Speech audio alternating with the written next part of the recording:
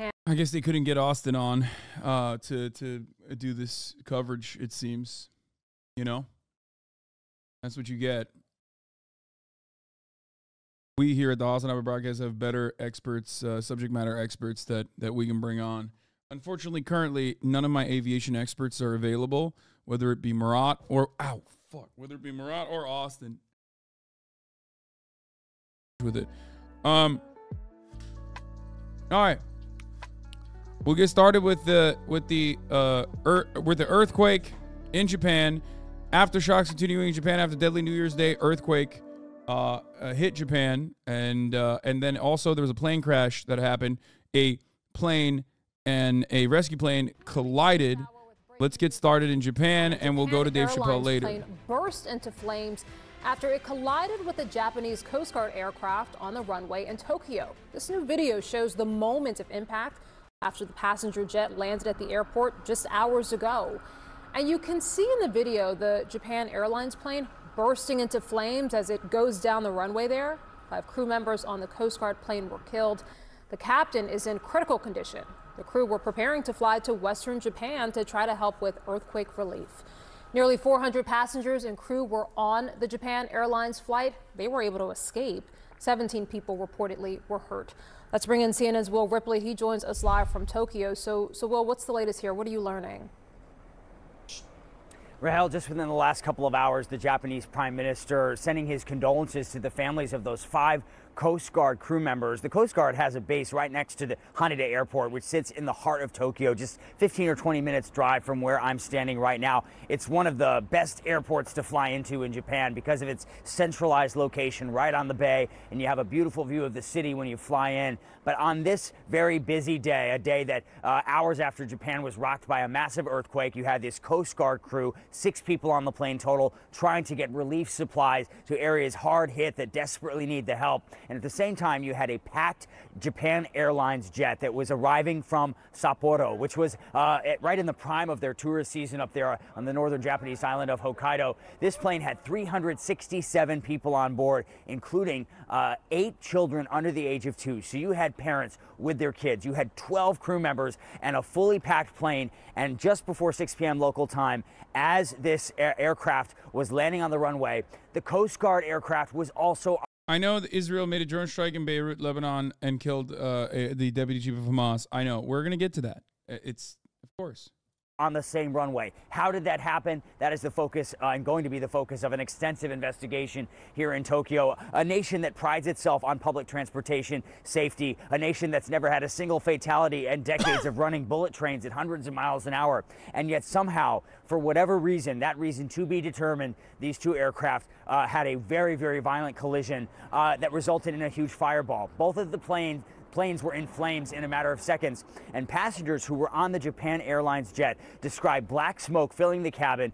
They were terrified. Parents, trying to keep their kids as safe as they could, wondering if they were going to make it out alive. A lot of passengers saying they just didn't think that they would, especially when the exit doors, according to the passengers, in the rear and middle parts of the aircraft were not working properly. But yet, through the front exit doors, and there's video of this that's emerging on social media, people, one by one, streamed out of each side of the front of the aircraft, and in just a matter of seconds, all 400 or so people who were on that aircraft made it off alive. 17 of them in the hospital with injuries, but an extraordinary thing when you look at the video of that plane that was then very quickly fully engulfed in flames, still smoldering on the runway. It took firefighters well over an hour to get the fire under control. Haneda Airport, a very busy hub, of course, shut down right now and likely to be shut down for quite some time as they investigate exactly how this happened, as they look into the cause of this. But still, the fact that so many people, hundreds of people, were able to walk away, even as Japan mourns the loss of these 5 Coast Guard crew members,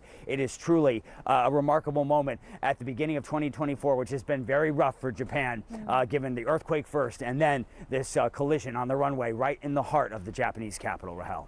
Yeah, certainly just a really dark period for Japan. But as you say, just remarkable that hundreds of people were able to escape those flames. Will Ripley live for us there in Tokyo. Will, thank you. Right, with us now, CNN aviation correspondent Pete Muntean. And Pete, when you look at those pictures, when you see that plane in flames, it's a near miracle that everyone on board was able to get out. What do you see when you look at it? What I see, and you see the impact there in the first 2 seconds of that video, is really a wake-up call, not only for aviation in Japan, but also around the world, and especially in the United States. We'll get to that in a second. Japan Airlines Flight 516, this was a Airbus A350, only 2 years old, came into land on runway 34 right there at Haneda. What is interesting here is that we know from the track of the plane that this plane was coming into land and the plane behind it had to go around. We do not know the track specifically because there's no data available from that Japan Coast Guard Dash 8 airplane. 6 people on board, 5 of them are dead. We know that the captain of that flight is in critical condition. What is really striking to me is the communication and the coordination by the crew that made this evacuation so successful. Not just the pilots, but all of the crew, the flight attendants especially. Japan prides itself on efficiency. They got these people out in a very short period of time. There you can see the 2 airplanes, and there's a big size difference here. A Dash 8 is a much smaller airplane, although it clearly did a lot of damage to the front of that Airbus A350. So you don't see my cable management. This is the first time an Airbus A350 has ever experienced a hull loss, meaning the airplane is completely destroyed. What is clear right now is that there was a huge safety failure here in a culture that is incredibly safety conscious. The Japanese airlines had a spate of accidents in the 80s and 90s. They really cleaned up their act, but is also clear is that this was something where there was an airplane in the wrong place at the wrong time. And now the question is where the confusion took place. Was it confusion on the part of air traffic control, or was it confusion by one of the crews involved in that Japan Coast Guard flight or in that Japan Airlines flight? So this is something that investigators really need to look at, and of course they will listen to the air traffic control tapes and the communication there to see if anything was garbled. What is That's racist culture that's incredibly safe. I mean, it's literally true. What do you mean? No, Japanese, it's not even just Japanese culture in general, but like the way that it's set up, there's like a shit ton of redundancies for stop, it's racist. No, it's not. What are you talking about? Same goes for earthquakes in general. Yeah, it's racist to say like Japanese architecture is pretty incredible at mitigating some of the worst impacts of earthquakes as a consequence of being an island that is prone to being hit by devastating earthquakes and tsunamis. No, it's just true. It's not a racist thing. I'm all pissed trying to say you live in Japanese hood. What? No, it's just, it's a ridiculous thing to say that is racist. It would be racist if you said like Rwanda's safety measures are lackluster as a consequence of their culture, because it's not a cultural phenomena and more so material conditions at play there. With respect to Japan, saying it's like Japanese culture or whatever is still silly because ultimately they just but it's not racist. How is it that some of the most earthquake-prone areas in the world always have these lax building practices?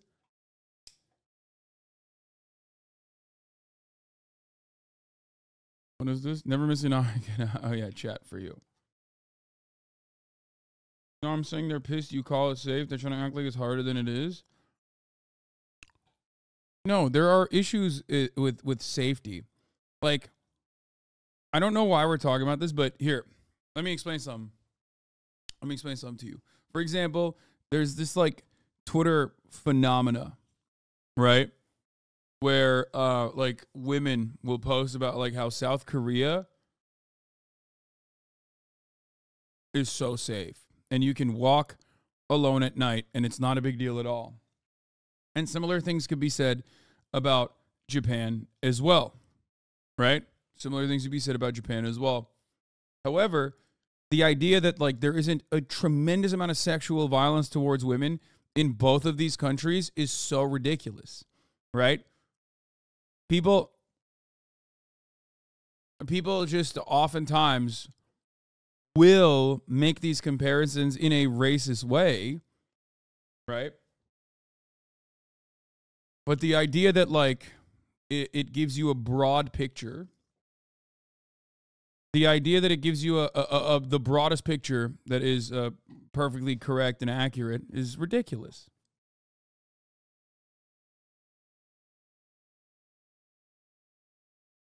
Yeah, South Korea's president is an incel, like an open incel. What is really interesting here in the United States is that there has been incident after incident of airplanes in the wrong place at the wrong time on the surface of an airport. They are known officially as a runway incursion, and we have seen 7 of these incidents get so serious that the National Transportation Safety Board has been involved. JFK, Austin, Boston, Burbank, the list goes on. This incident really immediately reminds me of the Austin incident where a FedEx flight was coming into land at Austin Bergstrom last February. Southwest Airlines flight was lined up on the runway ready to take off. It was in bad weather conditions. It was dark. It was before dawn, and the FedEx crew caught the error and went around. In this case, of course, it was dark. It was about 5:47 p.m. local time, although the weather was pretty good. And now the question is whether or not this Japan Airlines flight crew was able to see this plane in front of them and why it was there. So a lot of big questions here, and investigators really have their work cut out for them, John. And let's discuss this more and get more analysis on this. Miles O'Brien joining us now. He's a CNN aviation and aerospace analyst. Miles, good to see you today. Unfortunately, certainly a dark day for Japan. I guess they couldn't get Austin on to do this coverage, it seems. You know? That's what you get. We here at the HasanAbi broadcast have better experts, subject matter experts that we can bring on. Unfortunately, currently, none of my aviation experts are available, whether it be Murat or whether it be Murat or Austin. So I'm just gonna spitball myself. But and just your initial read. I mean, what do you think happened here? Well, Rahel, you know, there are many, many layers of safety built into the system. And we got down to the absolute last layer here in this one, which was the possibility of an orderly evacuation. And I think we can't underscore enough how successful that evacuation was. The crew did a great job getting them off. And if any group of people collectively would listen to a flight crew and do what they're told and follow the rules, it is the people of Japan. Anybody who's lived there and knows the culture there, they do in fact listen to rules and follow rules. So that was really fantastic, and there was a great demonstration of the possibilities there. The other thing to think about here, Rahel, is there have been decades of work on the part of the FAA and other organizations to reduce the flammability of the materials that are inside the cabin of an aircraft.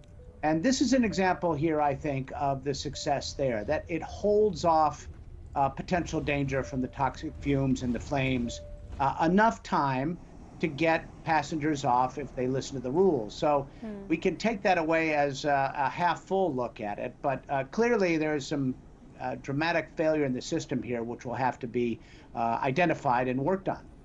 And how do they do that? I mean, once they identify the causes here, walk us through how they officially investigate this. Well, you've got 3 main parties here. You've got the flight crew aboard the Airbus A350. You have... Definitely policy over culture. I think it is policy. That part is not culture. I think it's policy. And that policy stems from, I guess, cultural attitudes in general. But it certainly is policy over culture in this regard, yes. Apparently, the surviving pilot, the Coast Guard pilot on the Dash 8, the smaller aircraft, and you have the air traffic controllers up there in the control tower. And each of them will have a story to tell. They'll be interviewed separately. And of course, on top of that, what you have are lots of recordings of the air traffic control communications. And is it because of an earthquake or because of bad navigation? No, this happened. The reason why this happened is because the Coast Guard plane was operating due to the earthquake.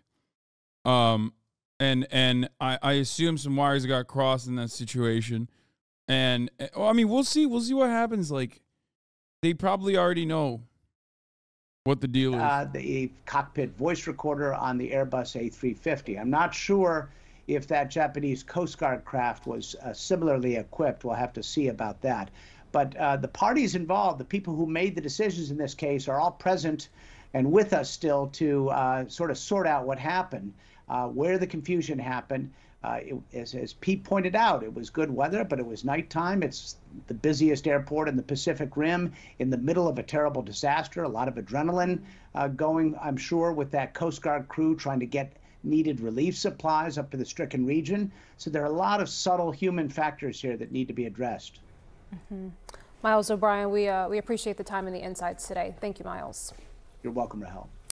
Turning back to Japan now, a series of earthquakes rocked the western part of the country. At least 48 people have been killed and 17 seriously injured, according to officials. Aftershocks continue to shake Ishikawa Prefecture and nearby areas just a day after a magnitude 7.6 tremor shook the area on New Year's Day. Our Elizabeth Palmer has more. A Weather Service camera caught the start of the quake. It destroyed homes, cracked highways, shook railway stations, and even set a temple gong ringing. At one shrine where people had gathered for New Year's, it almost toppled the ancient stones. American Daniel Smith was there. It just started very slowly, and everybody kind of laughed it off. You know, they thought, this is kind of humorous, you know, on New Year's Day, and then it was just a violent shaking. I mean, violent shaking. A tsunami warning was broadcast Monday afternoon for the area around the epicenter on Japan's northwest coast. In the main town of Nanao, locals gathered on a hill, anxiously watching the sea and waiting in the cold for either disaster or the all clear. Japan is still traumatized by memories of the huge earthquake and tsunami of 2011. I've seen that video so many times, the one with like the black water just coming in and ripping all the K-trucks away. That one is crazy. The old one that they just showed, the old video. What a way to start the year, man. Killed more than 18,000 people and caused one of the world's worst nuclear meltdowns at Fukushima. This morning, with the threat of a tsunami over, Japan's nuclear authorities said its reactors were all fine. But large areas of the Noto Peninsula have been devastated. Mudslides and crumpled roads are now complicating efforts to find people who may still be trapped under the ruins. And this evening, we're hearing that at the main airport, 500 people are trapped in the building. Some of them are travelers who simply can't go anywhere because the runways have been too damaged for planes to come in and out, and others are just taking shelter there because they've been forced out of their homes. Lindsay? Elizabeth, what is the latest on search and rescue efforts? This means that John Mayer is currently stuck in Japan.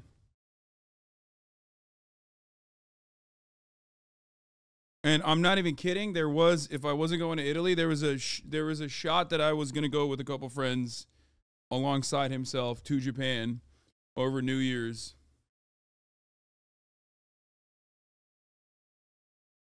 Not a bad place to be stuck in, to be honest. I mean, not while a, active incident is happening, like a natural disaster. I mean, I would have liked it because I would have streamed it. I would have gone to I would have tried to I've never actually done, like a natural disaster stream. Bro, sit down. You're making me anxious. What do you mean? Why? Why do you guys say Jesus to that? I don't think that's that crazy of a thing to say, because why would that be a crazy thing to say? It's that's my job, is to cover the news. I like that you say content brained, it's not what I do. You know what I mean? You also, I've talked about doing a storm chasing thing.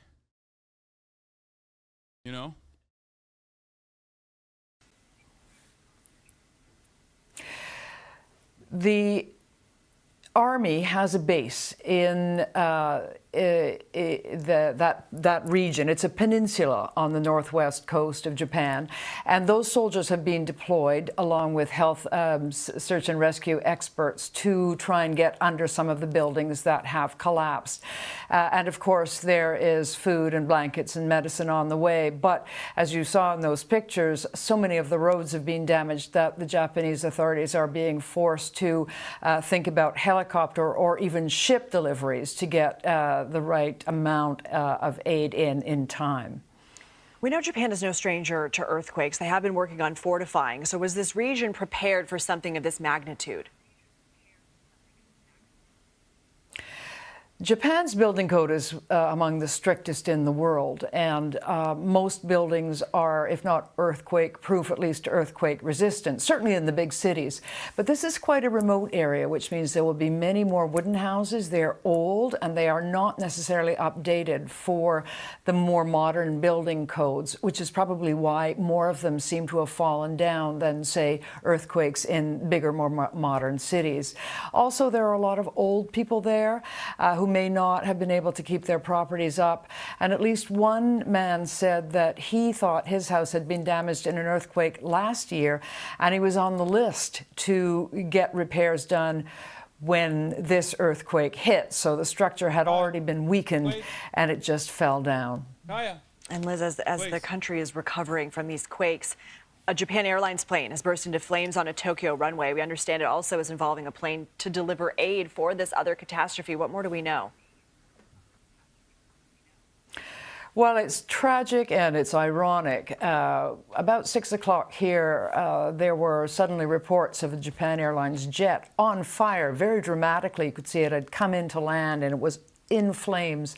The chutes, the emergency chutes were deployed. Everybody got off safely.